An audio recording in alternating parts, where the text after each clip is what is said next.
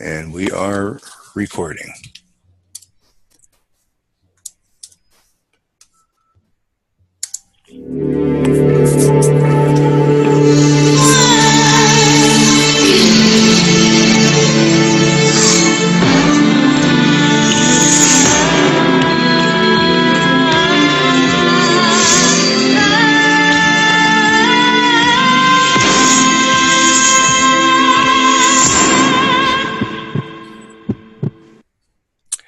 Okay, so this is the second call for the month of January.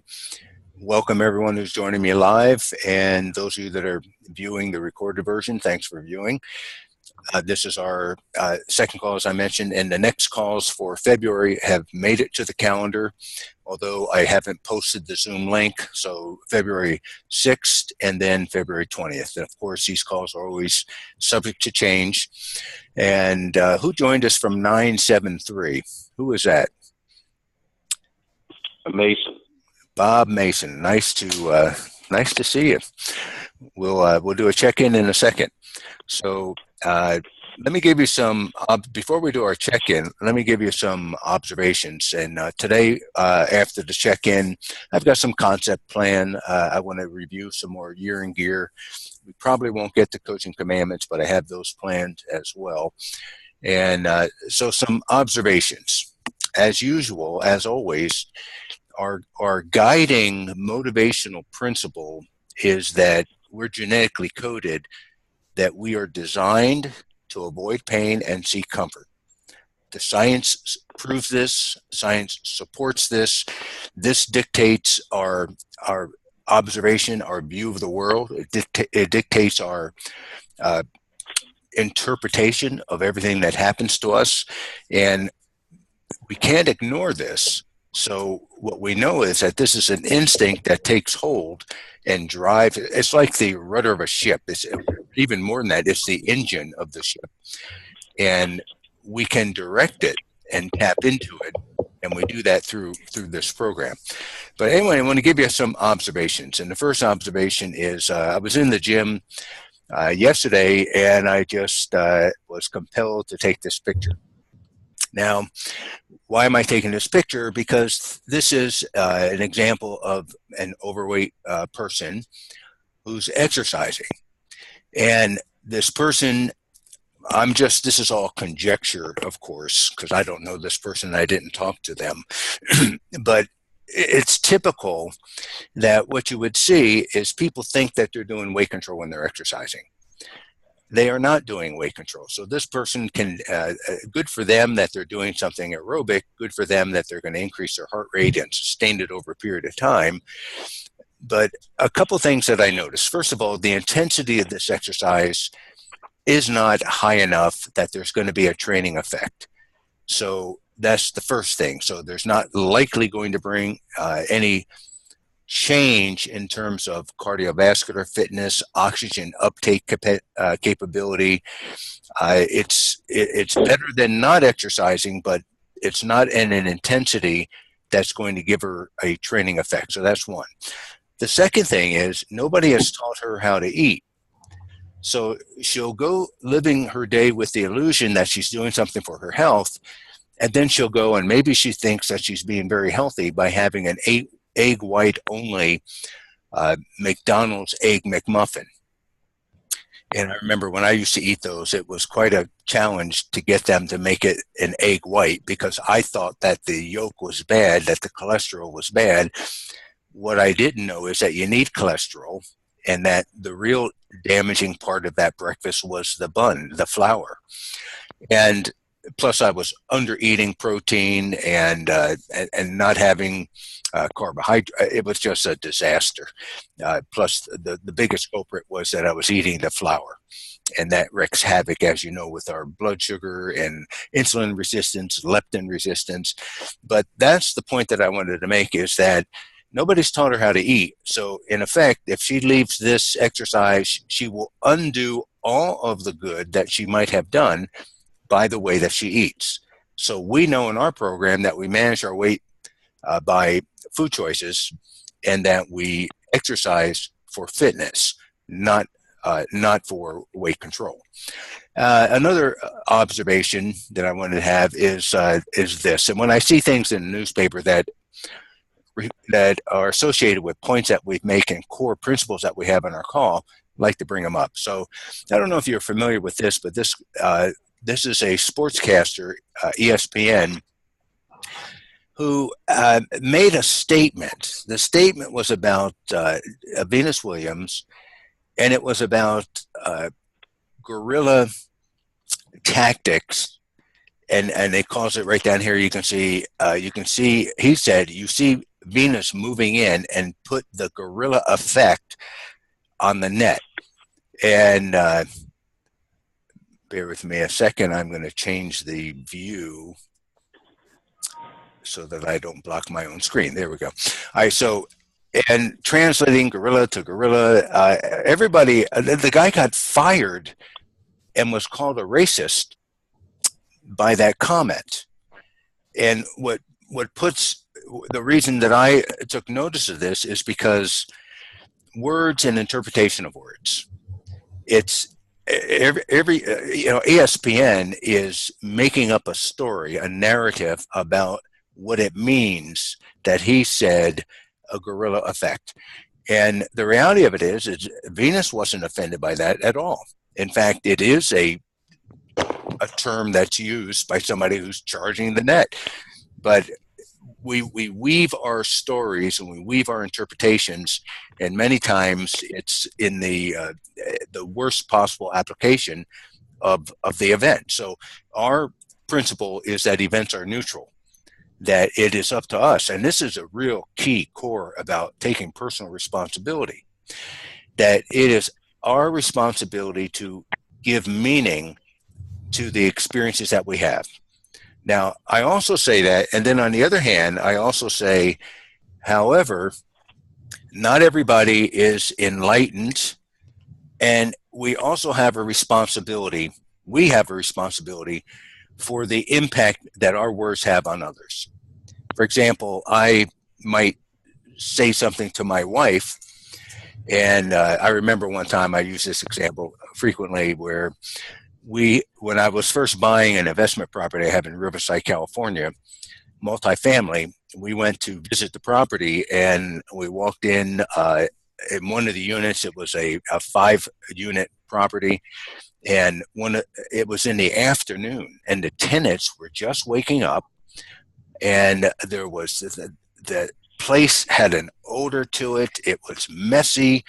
And again, this is in the afternoon. There's frying pans on the stove that have egg remnants in them in the afternoon. That was just who lives like that? Well, people in paying a low rent in an apartment building live like that. But anyway, and I remember that coming home, and the next day, it was a weekend, I slept in. And then I got up and I went downstairs and I saw a frying pan on the stove with egg remnants. And so I made a sign and I said, I guess the Riverside tenants were here. And and my wife just freaked out about that. She just said, you don't know what I do. You don't appreciate, all you think about is your, I mean, she just went off on me. And I said, all I did was say, I guess the Riverside tenants was here. What does it mean? It doesn't mean anything. Why are you giving this the worst possible meaning? It's your story, your narration. You have to take responsibility for how you interpret what I said. The meaning is up to you. Well, yes, all that's true. But that kind of conversation doesn't work with my wife. And it's just, so even though it is her responsibility to interpret what happens and what I say and interpret events and make up her own narrative about it, I still have a responsibility for the impact that my words might have on somebody else. So we just keep that in mind, that it's a dual edge here. Well, Einstein says, as always in our program, we can't solve our problems with the same thinking that we used when we created them. So this is, it's always, our program is always about, well, as you know, and there's some people that are joining in that are new or that are viewing the recording, this is a program that has a core of weight management and health, physical, mental, and spiritual health. But the way that we maintain that is through personal development. So even if somebody is not interested in weight gain, it's the personal excellence that is how we sustain the weight management once somebody reaches their core weight, and that has everything to do with how you think. And so it's about a big part of our program is the precise planning. So we have a routine that we automate. Wake up, and we have a time in right away to start our day. And it's the concept is bookend your days. We have control in the morning, we have control in the evening, and then we have cycles of deep work and productivity throughout the day. But we can control our evening ritual routine, and we can control our morning routine. The morning routine is to wake up and meditate 5 to 10 minutes. And those of you who exercise, to go exercise. I prefer to do that early in the morning. A part of our routine is the precise planning for the week. Part of our routine is accountability. Accountability from an outside source, whether it's my online program at bobdaviescoaching.com, or sending me an email, or some outside source of accountability where you're being held accountable to execute what you have declared that you're going to do. And then, of course, personal ongoing growth and being a coaching program, which this is a coaching program. So one of the things that have come up before we do our check-in with those who are live on the call is about travel and concerns with travel. And so I thought that I'd relate to you how I handle travel. And so the first thing is I have a checklist. Now, not everything is current on this checklist, but this is the checklist that I use.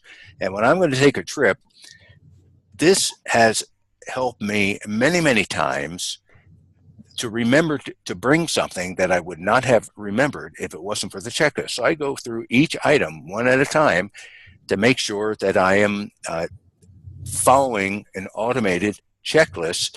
It removes the load on the prefrontal cortex. It removes the load on willpower. And Bob can tell you this. He's a commercial pilot. And, this is really where the checklists got their start. The checklists got their start from Boeing, who was selling an aircraft to the military. And on the test flight, it was so complicated that the pilot didn't do the correct procedure and wound up crashing. And so ever since then, what they did is they came up with a procedural checklist that every pilot would follow so that they wouldn't miss anything. And that was the birth of checklists. And what I tell people in companies, I say is have a checklist for a procedural checklist for all of the matters that make it into your office. Document what best practices are, and and it just guides your perception, and it guides your thinking. So checklists for all the different areas of your life are always going to be very helpful. And when I travel, I just made up a checklist like this, made up a chart. I'm going to bring my food with me when I travel. And so I just look at how many days am I going to be on the road, and how many times will I need breakfast. Maybe I'm going to eat breakfast before I leave. Maybe I'm going to take lunch on the plane with me, and then I'll bring dinner packed away, and maybe I'll have breakfast, lunch, and dinner at the event. Maybe I'm traveling, maybe I'm spending 2 days and I'll have breakfast. So I'll write how many breakfasts I need to make, how many packages of protein and vegetables and so forth. And what I do is I have a carrying case like this that I put in checked luggage, and open it up. I have a built-in ice chest, and I put a frozen bottle of water. That's my ice. And then I put in frozen, weighed and measured 6 ounces of protein, 6 ounces. I don't freeze the vegetables. I don't like how they come out when you thaw them out or put them in a microwave. But let's say I've determined that I need 4 vegetables and 4 proteins. Well, one of those is going to be on my carry-on that I'm going to eat on the airplane. And I promise you, I am absolutely the only person on that airplane who is eating the way that we eat. And I'm not hungry, and it's just wonderful. And so I pack in the frozen bottle of water. I pack in some frozen protein. I put in my vegetables, fruit, whatever else I'm going to take. Then when I get to the hotel, if there is, I always ask for a refrigerator or microwave. But even if there, this is what it looks like unpacking into the refrigerator. You can see my vegetables are packed and my protein is packed. What I'm not showing here is my yogurt, because I fill this up with ice and I keep the yogurt in there. But even if there isn't a microwave or a refrigerator available, everything that I bring can be eaten cold. And I have an ice chest is my refrigerator. So I'm taken care of. And there's so much certainty when I do that. There's just absolute certainty. I don't have to. I remember my last trip, the airlines did not, Delta. I went in through Atlanta. This was when they were having the weather problems. Just a couple weeks, last week I think it was, and my bag that has the food didn't arrive. So now I was at the mercy of the hotel. So I wound up eating a clean meal. It cost $60. I had to double order vegetables to get enough vegetables, and but I was at the mercy of the hotel, and I had to wait for room service, and it's just so much easier to bring my own food. So, all right. So that's so much about traveling. And if it's possible, you can make it possible that you bring your food with you when you're traveling. And again, if I'm going to be 4.5 hours on an airplane, or 3.5 hours, and if it's going to be during lunchtime, well, I'll bring that meal with me. And then I'm not hungry. My body chemistry is maintained properly, and I get to the hotel, and then I've got my meal there at the hotel. So I make the healthiest thing the easiest thing. All right, so let's do a check-in. And so Bob, you are probably the newest person who's live on the call. Can you hear me, Bob? Yeah, hear you. Oh, I can hear you too. Are you in Florida? Yep. So first of all, have you viewed on the members area, have you viewed the wellness food plan introductory webinar? No, I haven't done that yet. Okay, so then you're not using the program, right? You're not going out. You don't know about what we're doing in terms of the food management, correct? Right. I don't know exactly what you're eating every day. Okay, so then this is pretty simple. Tell me how tall you are again, Bob. Excuse me? How tall are you? 6'1". Okay, so 6'1". So our formula, and you'll get this when you preview that first food introductory program video. First 5 feet of height, you give yourself 100 pounds. So there's 100. Now, each inch taller, men add 7 pounds per inch, women add 5 pounds per inch. So that's going to be 12, and 1 is 13. So just multiply 13 times 7, and that is 91. So your weight, your maintenance weight, goal weight, is plus or minus 5 pounds from 191. So figure about 196, 197 is your goal weight. Let's say 197. What do you weigh right now? 250. Okay, so 250 minus 197, you've got 50 plus pounds that you will be saying goodbye to. So think of this, Bob. If you follow this plan, the way I lay it out for you on that webinar, you can't maintain an inflammatory state. You're going to learn the biochemistry about how food interacts with your body, how food interacts with the reward system, dopamine receptors. You're going to learn about how insulin and the hormone that stops you from eating when you feel full is the hormone called leptin. You're going to learn about how the brain blocks that so you don't see it. It's all from an inside out. It's biochemistry. And it's once you have viewed that introductory into the food program, then it becomes mental. It becomes personal development, so that you implement, so that you stay with it, so that you keep on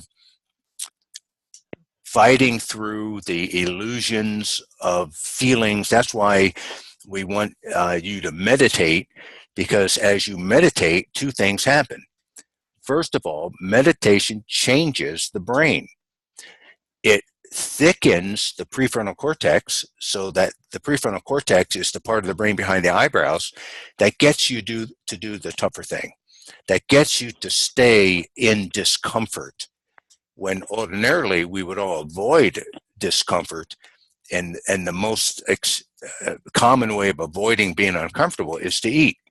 So the meditation increases neuron growth in the prefrontal cortex.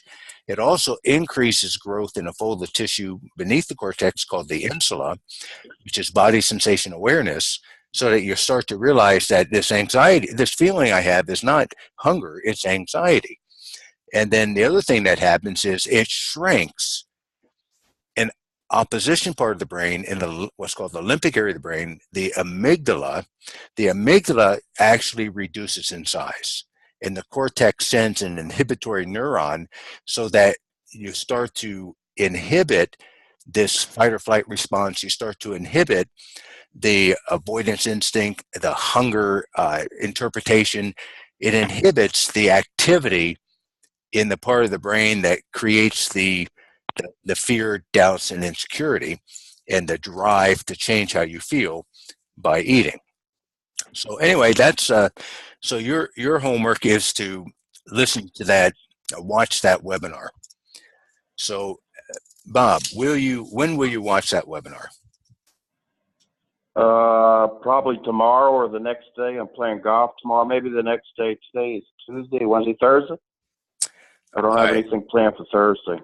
Okay, so let me get a commitment here. So let's say that you will view that webinar. Let's just say it's due that you'll do that by Friday, end of the week, by Friday. Or okay, let's even extend it further. Tell me if you agree with this, that you'll view the webinar by Sunday, because our planning goes from the moment you wake up on Monday to the time you go to bed on Sunday. And what I like, so now we have a specific commitment. So part of the accountability, the structure of accountability is we prepare and declare. We make a specific commitment, and then we have accountability. So the specific commitment is that due by Sunday, and you intend to do it on Thursday, but due by Sunday is that you will have watched the webinar that introduces you to the food plan. Now we need a consequence.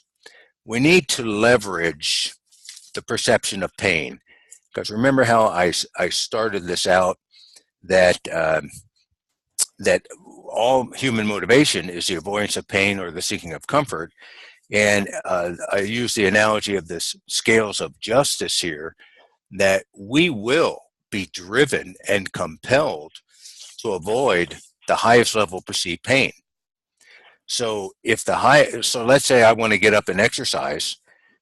Well, the highest level of pain for that exercise is going to be the exercise. It's going to be waking up at 3:50 in the morning to go to the gym. That's one. And secondly, it's going to be the actual physical activity of exercise. That's linked to pain because it requires energy. I'm tired. And so we need to manipulate our perception. We need to manipulate what we pay attention to and how we observe that. So the way that we do that is that we have a consequence. So let's say the easiest consequence is a fine as a penalty. So if I don't do that activity, then let's say I have to pay $100. So now the alarm rings 3:50 in the morning. I don't feel like doing it. I'm going to talk about this in a few minutes about changing your driving force of how you behave and what you do from feel to identity. But the simple technique to apply is if I know that I made a commitment that I'm going to get up at 3:50 in the morning and I'm going to go exercise, and I know there's a consequence, my brain will run an analysis instantly. The non-conscious mind is 400 times faster than the conscious mind. And the analysis is the highest level pain is having to pay that $100 if I don't do what I said. And so how do I avoid this? Now I'm compelled to avoid the highest level pain. How do I avoid it? By doing what I said I would do. And that's the whole purpose. And if there is, so when do you use a behavior contract? You use a behavior contract when you're not doing an activity that you want to get yourself to do. Once you automate the activity, once you are going to be doing it no matter what, then you don't have to have a formal behavioral contract on it. So a good example of this is get gas in my tank when the get gas in my car when the tank gauge shows half. Well, I have a program on Friday. I'm speaking of San Diego. This is a 2-hour drive for me. I don't want to be worried last minute when I'm getting ready to go the night before to San Diego. I don't want to have to, one more thing I have to do is stop and get gas because my gas tank is on empty. You know, my wife used to run on empty quite a bit, and I had to tell her, hey, E does not mean enough. E is empty. Do you want to have the kids in the car and run out of gas? And so, same thing with myself. Why wasn't I stopping and getting gas? Because it was linked to pain. It was inconvenient. It took time. I can do it later. I have enough gas. And it wasn't until I put it into a behavior contract. When I look and see my gas tank is on half, I will stop and get gas, or I owe $100 to somebody who is going to collect, somebody who's going to enforce it. So let me ask you this, Bob. Are you committed to do this, to watch that webinar? Yes, I'll watch that webinar by Sunday night. Okay, and if you don't, how about a fine of $50? Sounds good. And I take all the credit cards. Okay. All right, and you get my emails. I have the correct email address for you. Yeah, I get your email, sure. So let me have it. The email is RBT Mason. MASON at, what's the rest of it? Hotmail. Hotmail.com. Can I give that out to everybody? That's a little humor. I just did. I just did. So here's my next commitment. Would you pay anybody who checked in with you, who's on this, either live right now or listening in to the recording, would you pay them also $50 if you don't watch that webinar by Sunday? Will I? How many Yes. people are watching the webinar? Well, think about that. Millions. Maybe. Yeah, I can't commit to anything like that, that's for sure. Well, let me ask you. Are you going to watch the webinar? Yes. Does it matter how many people are observing? If I watch the webinar, no. Okay. Are you committed to watching the webinar? Yes. Would you commit to $50 fine from anyone who makes contact with you if you don't? Okay, I'll do it. All right. Now, the interesting thing is that nobody's ever had a conversation with you like that before, have they? We go throughout our lives without accountability, without a system for accountability. So this is really shocking to people. But this is how we influence what we pay attention to. All right, so I've got, we'll do some more check-ins, but in California, which means heat in the morning, air in the afternoon. I need to go turn my heater off now. Hold on just a second.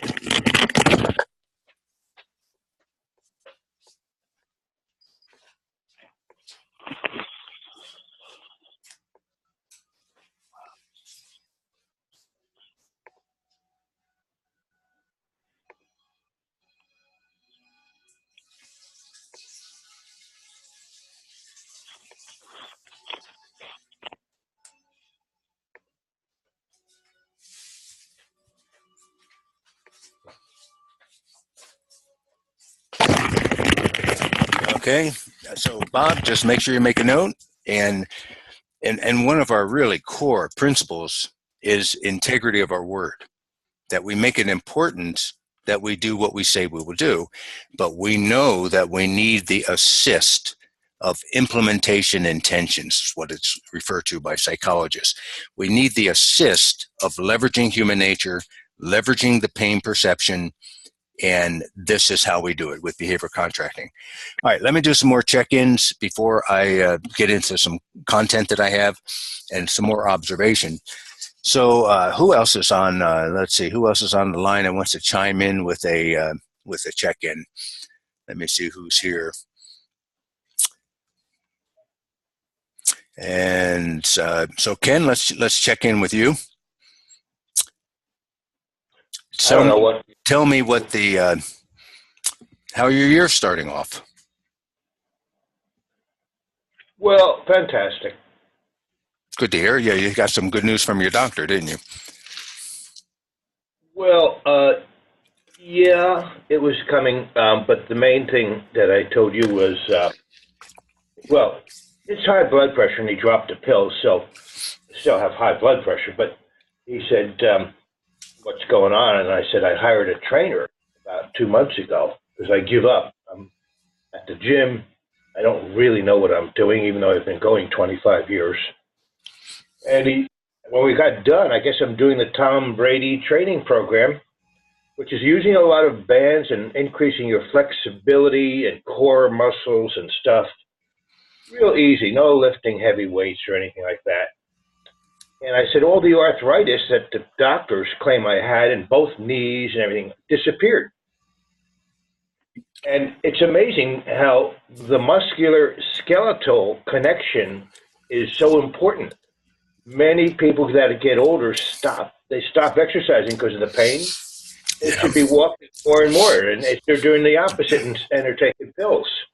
So I have had an epiphany here. I mean, my arthritis was never arthritis, and it's gone.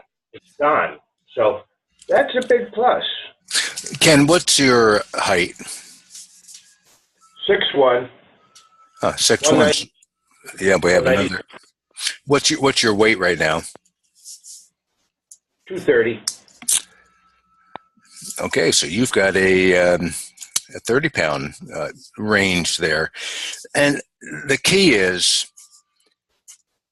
even if somebody, not directed these comments to you, but even if somebody is not completely following our program, if you eliminate flour and sugar, the responses will come immediately. If that's not what somebody's going to do, our commandment is progress, not perfection. If you cut back on flour and sugar, but I have it so much as an identity about flour and sugar that it's just easy for me to avoid flour and sugar. And that's the absolute key. So those are the marching orders for us. Flour and sugar, if you look at it, they're poisons, they're drugs. They are taking a substance like wheat that caveman didn't eat, the kind of wheat that we eat, because caveman didn't have the machinery to refine it down to its granular substance and turn a healthy food into a drug. Same thing with sugar. And so once we get that in terms of the way that we think, it'll be very, very easy for us to comply. Okay, so let me give you a couple of other observations, and then I'll get into some of the content that I have. So I came across this, and I just really like this. This is our really a theme, a core, a statement that the rest of what I do is really proof of this concept, that you have far more capacity to create the circumstances and events in your life than you are aware of. And I look at this, and this is a great analogy, and I love this. This guy is going to carve a sculpture from 3 logs. He's got 2 vertical logs, and I think there's another log right here that becomes horizontal. And what he's doing is, how's he creating this masterpiece? He's creating the masterpiece by removing what doesn't belong. So it just starts chopping away and sawing away, cutting away. You can see it start to take form. And what I want to pay attention to this is he constantly chipping away at what doesn't belong, and look at the masterpiece form that it takes. And this is what I think this is the final, or maybe there's one more. Yep, right there, one more. That's his final product. And you can see it's a beautiful bench sculpture. But one way of looking at this is saying that it's looking at it and saying it was already there. It was already in the logs. He had to remove what didn't belong. And the same thing for us. We already have the capacity to create the circumstances and events in our lives beyond what our awareness is. We have to remove what doesn't belong. And what doesn't belong is the nature of our thinking, the thinking of limitations, the buying into assumptions, the buying into preconceived comfort zones and beliefs about what we can or can't do. And so it's really a matter of, there is a problem here. And the problem, when I make this statement, you have far more capacity to create the circumstances and events in your life than you're aware of. The problem is our thinking, our approach. There's the error. And so what we want to do is we want to change that. We want to, our brain operates on what's called error detection. We're constantly looking and keeping within homeostasis, keeping within a comfort zone, and looking when we're outside of our comfort zone. We detect that as an error and we retreat back. So we need to have a systematic approach to expanding this comfort zone. So here's the first thing I want to look at, and that is about thinking, feeling, and act. And of course, we know what thinking is brain activation. Thinking is firing neurons. And most people lead their behavior by this. They lead their behavior by how they feel. And I started to mention earlier that if I don't feel like getting up in the morning, I'm not going to do it. If I don't feel like, Bob, if you don't feel like watching that webinar, you're not going to do it. But now we've influenced how you think and how you feel with the accountability. So there's a very high probability that you'll get it done, knowing that you're at stake about it with a painful consequence if you don't. But this is not going to lead to any kind of excellence, being led by how we feel. And most people consistently only do what they feel like doing. And so what we want to do is want to transition to lead our behavior with our identity. And that is, what do I stand for? What's my brand? What's my commitment? And for 2018, I have a theme for all of us.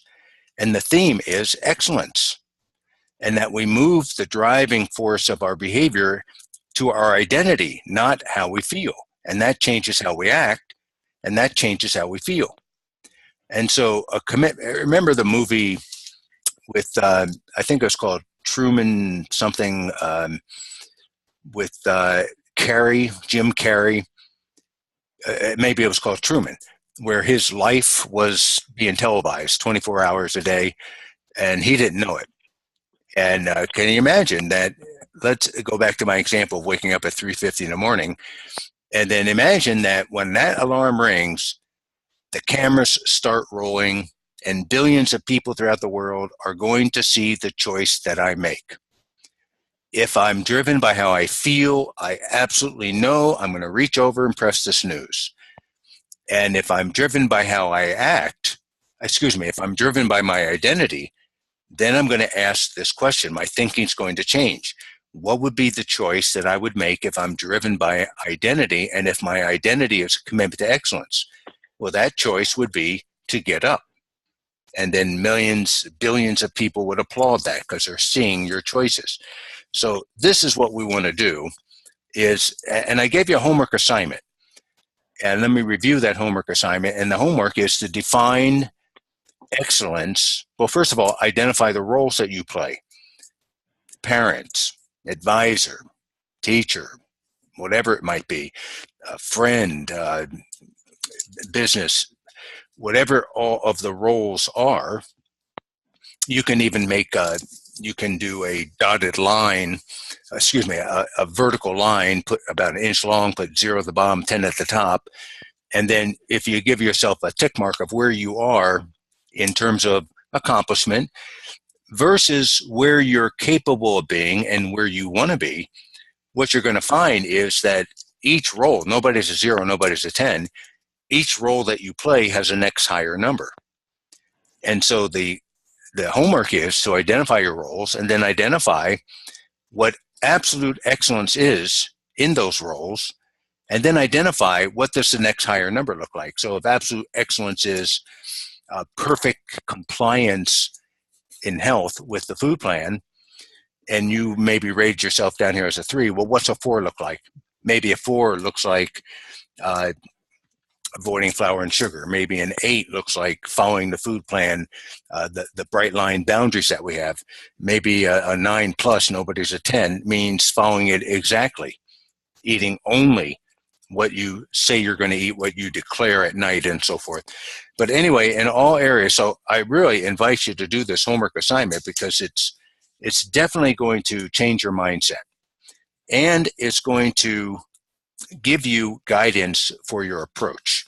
So now let's transition into this concept, and that is change your approach. So some of you may know the solution to this, but I love doing this when I have enough time in a program. I do the 6 pens exercise, and I have the hotel put 3 pens at each seat, and then I partner people up and I give them an assignment, which is to form 4 equal size triangles.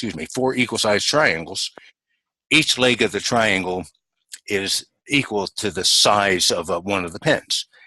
And I don't know if you've seen this before, but most people struggle with it.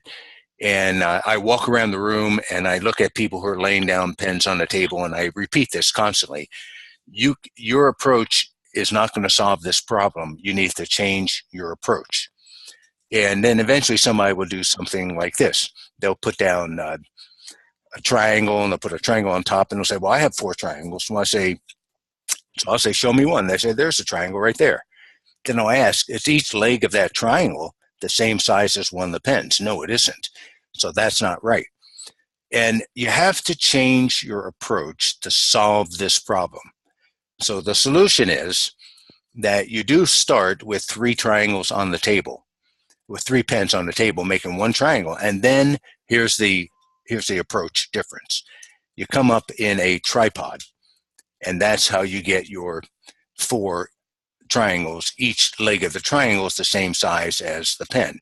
So the key here is that you want to replace, and many people will go on and they think, I just can't do this. I can't do it. I can't solve it. And we want to replace I can't with, at my current level of thinking, a solution is not available. And we have this as one of our coaching commandments. If you haven't downloaded in the members area of my website, make sure you download coaching commandments, and that'll bring you up to date. And coaching commandments are just ways of thinking. They're thoughts. They're ways of activating our brain in the most healthiest way possible. So replace I can't with, at my current level of thinking, a solution is not available. And so if you look at history, the Wright Brothers, they had a vision about flight, but the prevailing expertise said the following. The expert said, well, we've got a horse and carriage. This is what they were competing against. What do we need? Let's just have better horses.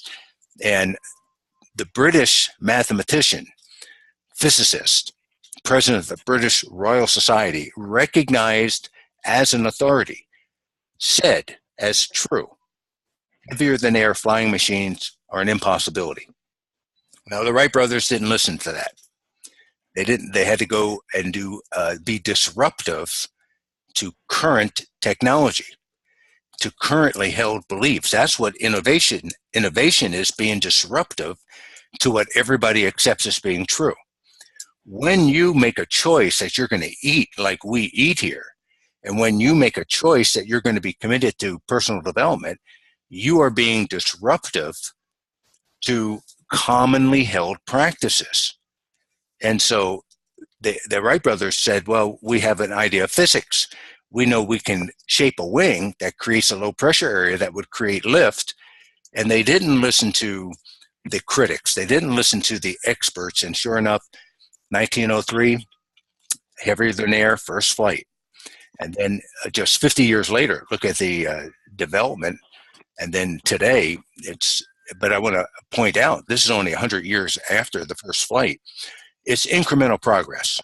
Taking things, it really, the key is to start, is to take the first step. So Steve, you also knew in this program, I don't know if you're going to, well, anyway, it's the first step is to watch that webinar. That puts you into the wellness program. The next step is to get your Omron you're going to learn about, get your digital food scale, get your digital weight scale. The next step is get your food, prepare in advance. So incrementally, small steps. And the same thing in business. It's a matter of identifying what your big goal is for, well, Ken can tell you about this. You project out 100 years. What's your 100-year legacy? And then we go backwards into your retirement. What's the income need that you have for passive income so that at some point in time, if you were to stop working completely and stop generating income, that you would live and not suffer any issues with your lifestyle.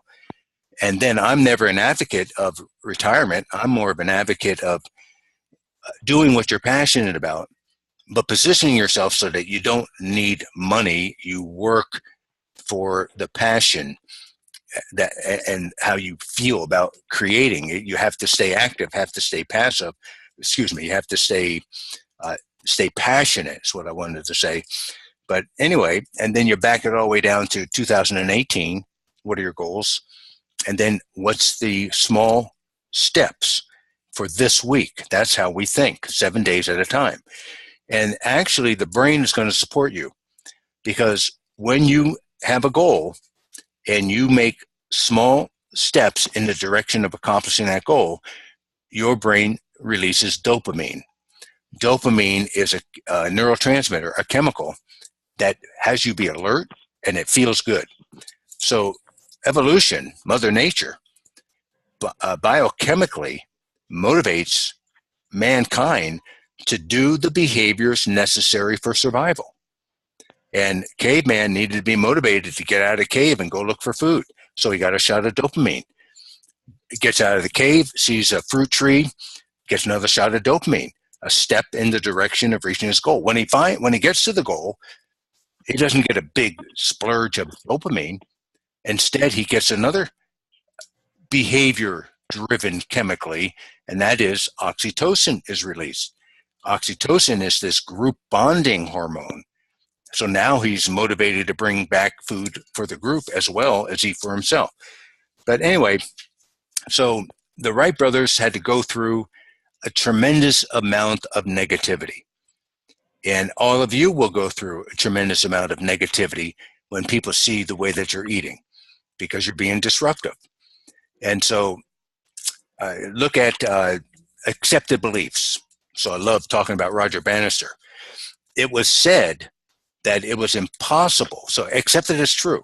It's impossible for a human being to run less than a 4-minute mile. In fact, the authority said, if you attempt to do it, you may kill yourself in the process. And that was the accepted belief until Roger Bannister in 1954 ran a sub 4-minute mile. And since that time, almost immediately after, about 12 other elite runners broke the 4-minute mile. So quantum physics would say he conditioned the space. He created a new reality. Well, what kind of a new reality are we creating? We're creating a reality that says without hunger, without deprivation, that we can all live at our normal sized body, and that we can all have a healthy brain through constant self-development, constant physical exercise so that we have a hormone release in the brain that creates neurogenesis or brain tissue growth, nerve cell growth, that we can remain and we can offset Alzheimer's by the way that we eat, by the way that we use our mind, and that we can be healthy until the day we die. And then you can say on your tombstone, see, I told you I was sick. But anyway, just remember the lesson is to remove I can't. With at my current level of thinking, a solution is not available. It's all about approach. All right, so we've got about 8 minutes or so left on the call. Let me just jump into those questions from the year in gear. What do you believe that you can't do? What lies do you accept as being true? And I always ask, do dogs love bones? Well, no, they don't love bones. You might think that they do, but they love meat. They settle for bones. So the coaching question is, where in your life are you settling? Not good or bad. Remember our coaching commandment, no judgment, not good or bad, it just is. Where in your life are you living in resignation, believing that you're doing the best that you can be doing? And I ask you to challenge that. So what would happen if the stories that you tell yourself or the limitations that you accept as true, what would happen if they were not true? And what could you do? What could you become? Who could you serve? Really some questions. And I had to break through this mentally because I thought that, well, this is me at my heaviest at 240.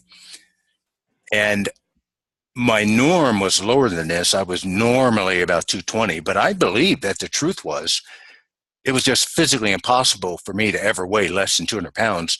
I might white knuckle it down with a diet to 200 pounds, but I certainly couldn't hold it. My norm was 215, 218. When I got to 220, 225, 230, I'd start to diet back down again. Until my last weigh-in this past week, when you're in maintenance, you weigh in once a week. Before you get to maintenance, you weigh in once a month. And so, Bob, what you're going to hear me ask you to do on that webinar is to take a before picture. So just put on a pair of shorts and stand, get a picture taken somewhere where you can repeat the picture in the same location after you've lost that weight. And you're going to see something just like this, just like that. That's my lightest at 177. And when I put those two pictures side by side, I thought it was startling. It's such an accumulative effect that you don't realize it. And it was easy. And then somebody said, well, it's been photoshopped. Look right here. You can see something been photoshopped here. I said, yeah, that's right. What was photoshopped was the background. Somebody took the background out. That's all. But this is what you have to look forward to. So for the rest of the year, this is what we're going to experience the rest of the year. This program, as you know, is based on laws of science and best practices of peak performers. So we will be covering in our content what causes intentions to be different than actual performance, what's missing from goal setting, how the brain blocks elite performance. We will cover the limits of human nature, how to overcome resistance to change, how to create a neural code. This is how you run your nervous system for habits of excellence. And it's all in a culture of accountability. So I'm going to stop for today. And remember that our next call, I call these calls, will be February 6th. I'm always available to you. Send me an email with any questions you have. Send me an email with any challenges. And let's just all partner up and make 2018 just greatest year ever as we optimize and be the best versions of ourselves consistently. All right. Have a great week, everyone. Thanks for joining, and we'll see you on the next call.